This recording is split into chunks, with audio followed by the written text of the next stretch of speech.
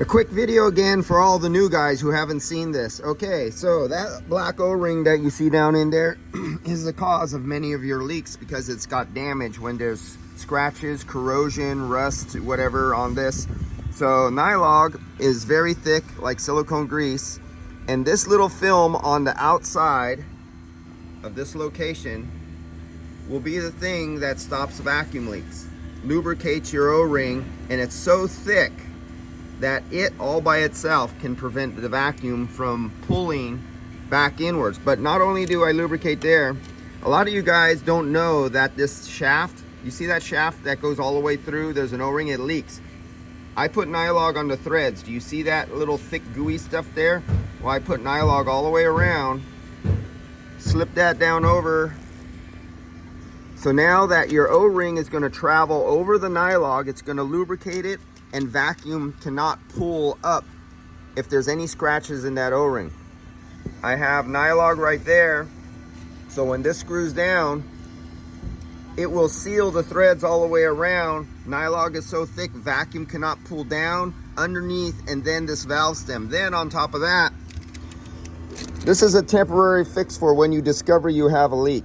Then you do this, it'll pull through here, right in there.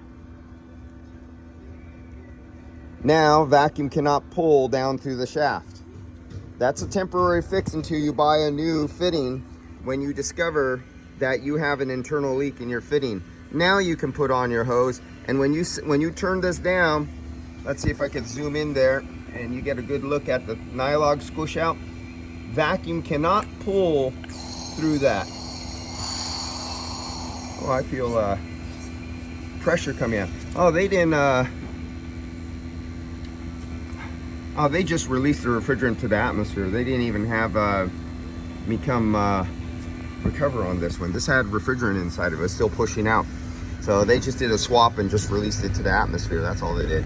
But yeah, that's all you need to do. And now, if you had a leak through here, it can't pass through the threads, and it can't pass where you have a damaged O-ring, you could usually rule this out as your possible leak.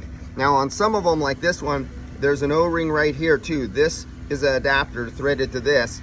You can have a leak right in there. So you want to change that O-ring, and you want to put some NYLOG or silicone grease in there too, because that little seam you can have a leak at. NYLOG available at True Tech Tools. There's a lot of other things you'll want to get at True Tech Tools, so go check out their website.